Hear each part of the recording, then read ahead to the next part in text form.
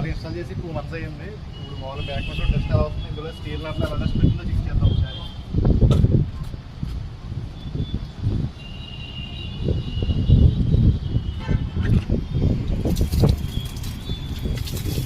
Steel నట్ బయటికి remove చేశాను.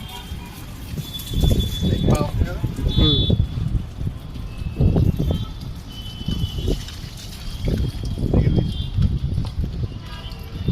చూడండి క్యాప్ ఓపెన్ చేస్తాను, పై క్యాప్ ఎండ క్యాప్. ఇక మీరు అబ్జర్వ్ చేయొచ్చు, చూడండి ఇదంతా స్కేల్ పెట్టింది చూడండి.